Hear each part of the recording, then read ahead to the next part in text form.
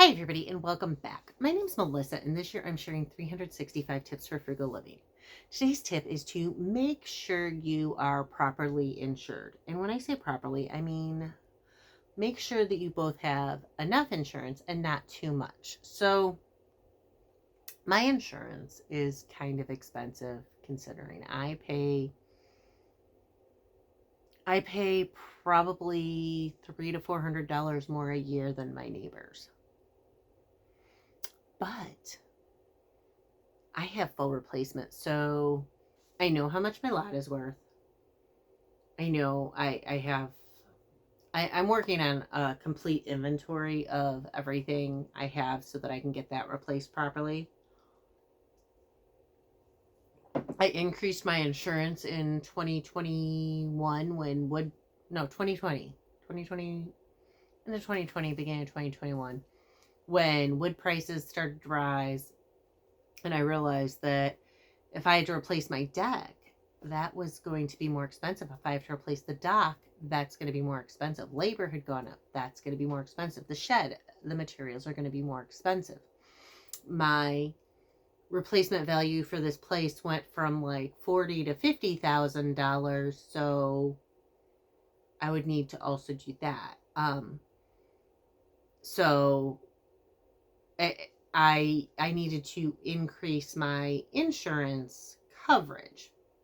So my deductible's a little higher. I went from like a $500 to $1,000, $1,500 deductible. So if something smaller happens, yeah, I'm on the hook for the most part. Like, whereas before I paid a little less per year and I also had a lower deductible. So if I had a $1,000, let's say I had a $500 deductible and I had like $1,000 expense, half would be covered, and now none would be covered. But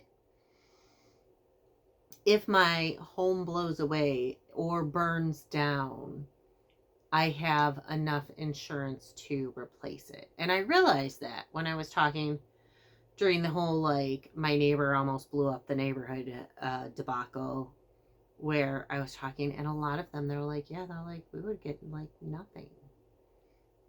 We would be broke. We would be destitute, because though they have insurance, they don't have enough to just completely replace it. I have, not only can I replace it, I want to say 6 months where they will cover a alternative living situation for me. But then again, I've watched numerous neighbors have their houses burned down, so I know that you want to have the insurance so that, I mean, I watched, and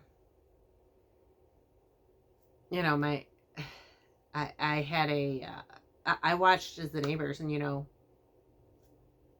she had a swimsuit and shorts because she was at work as a lifeguard.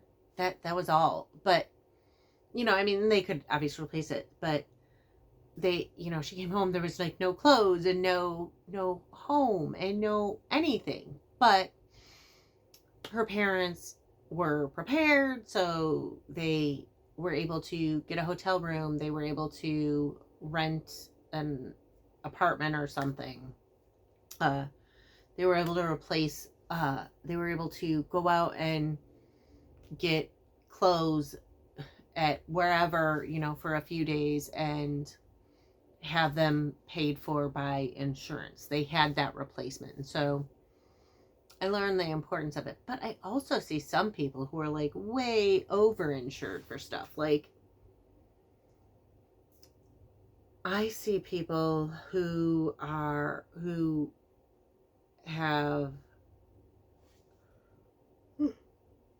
full coverage on cars that are like 1993. They're gonna total it out and give you like $600. They're not, gonna you're not gonna. I really feel like it's not worth it when your car's 25 years old. Run liability, because they're going to total out a car and you're not going to get squat.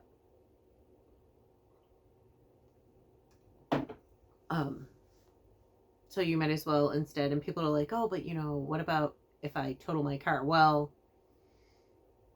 let's say you have a car that's worth $2,000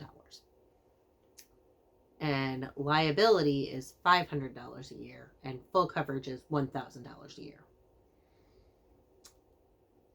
Now, let's say best case scenario, you get into an accident, they're going to total it at that point. So you're going to get a check for $2,000.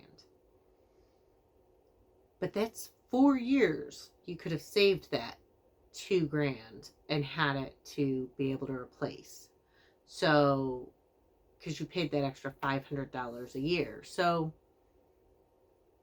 save the money and, kind of have that emergency fund. So, with insurance, shop around and everything, but talk to your insurance agent. Find a reputable insurance agent and make sure that you both have enough insurance to meet your needs, but that you don't have too much, because you don't need to insure something that's worth $100,000 for $1 million. But you also want to make sure that if you have something worth $1 million, you're going to get more than $100,000 if it burns to the ground. So that's today's tip for frugal living. Anyways, again, my name's Melissa, and this year I'm sharing 365 tips for frugal living. If you want to hear more, please hit like and subscribe, and I'll see y'all tomorrow.